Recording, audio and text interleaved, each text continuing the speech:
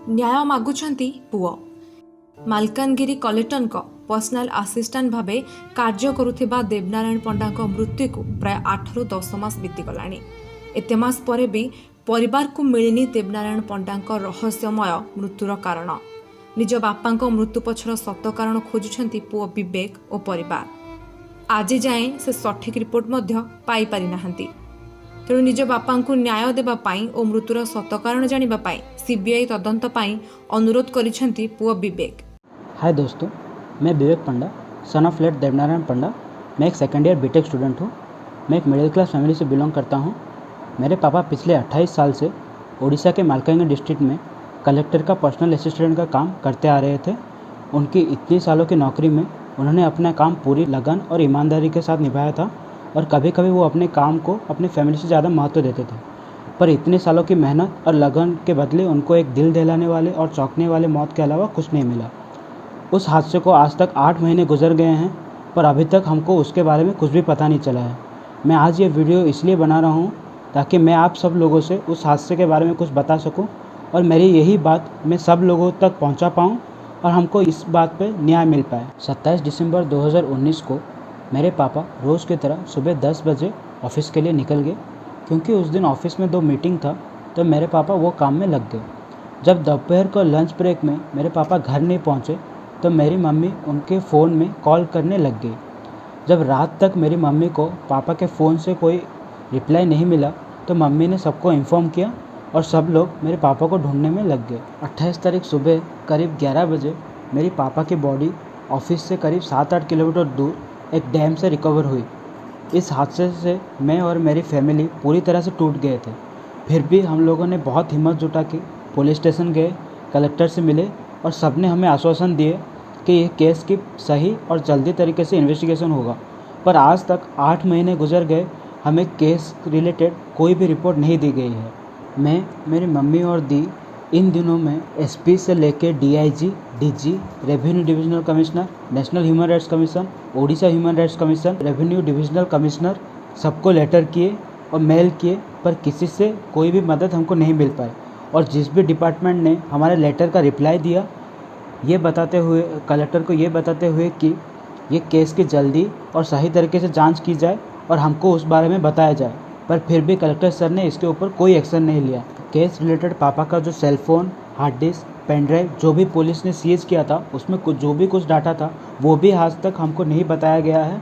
और पापा के डेथ रिलेटेड जो भिसरा रिपोर्ट है वो भी 3 महीने बाद फॉरेंसिक लैब को भेजा गया और उसका भी कॉपी आज तक हमको नहीं दिया गया है। इस सब के अलावा पापा के ऑफिस में जो सीसीटीवी के कैमरास लगे हुए थे उसके टाइमिंग में भी गड़बड़ है बोल के हमको बोला गया, पर उस बात पे भी हमको कुछ भी क्लैरिफिकेशन नहीं दिया गया। हमें पहले से ही शक था कि जो भी हुआ है ऑफिस में ही हुआ है और इसके पीछे या तो कलेक्टर सर या तो ऑफिस के स्टाफ ही जिम्मेदार थे।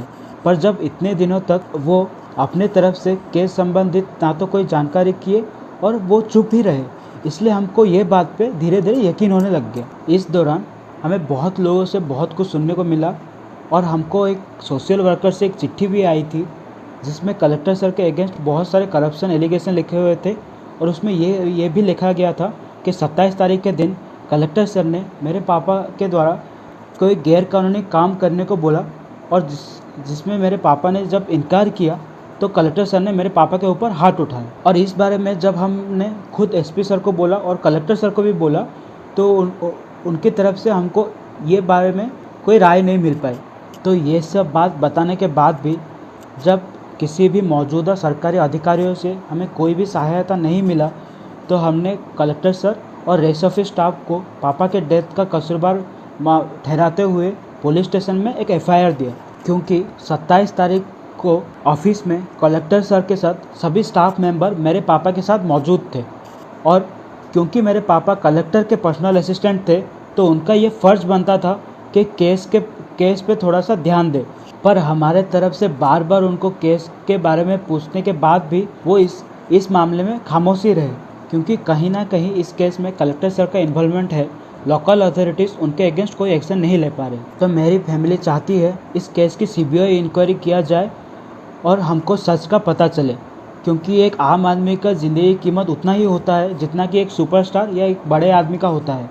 और एक आदमी जो 28 साल तक ईमानदारी और मेहनत के साथ काम किया है उसको न्याय मिलना चाहिए। तो मैं सोशल मीडिया के ज़रिए अपनी बात सब लोगों तक पहुंचाना चाहता हूं और मैं आप लोगों से भी ये विनती करता हूं कि ये वीडियो को ज़्यादा से ज़्यादा लोगों तक पहुंचाने में मेरी मदद करें।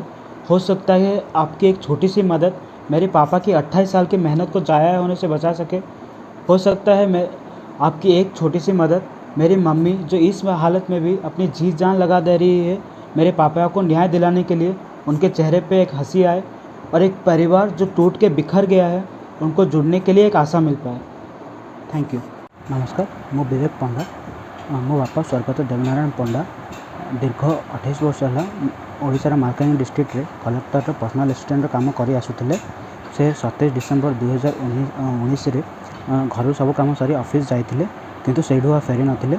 28 डिसेम्बर 2019 प्राय सकाल 11टार ऑफिस 7 किलोमीटर दूर गोटे डैम रू बॉडी रिकवर कराला।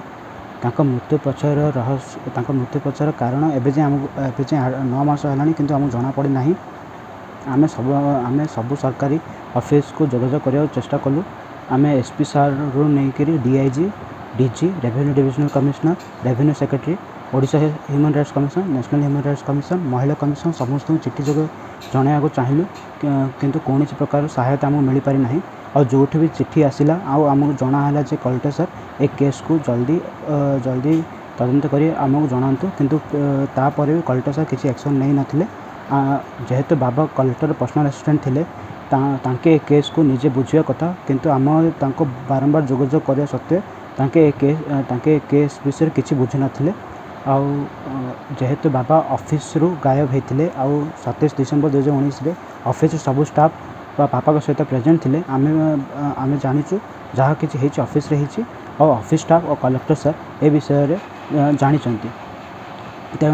तो जेहेतु कलेक्टर सर ए केस रे इन्वॉल्व अच्छा तो लोकल पुलिस आमर कौन प्रकार सहायता करें से आम चाहूँ ए केस सीबीआई तदंत हो बाबार मृत्यु पछर कारण आम जना पड़ू और बाबार एत वर्षर कष्ट किसी मूल्य रखो और आमको न्याय मिल पारे। देवनारायण पंडांकर एपरी अचानक और रहस्यमय मृत्यु को एजाए भूली पारि नाहंती परिवार। जानिबाकु चाहुछंती मृत्यु पछर रहस्य और सत घटना कौन। तेणु एने सीबीआई तदंत करने परिवार और सहपाठी तरफ आवेदन करा।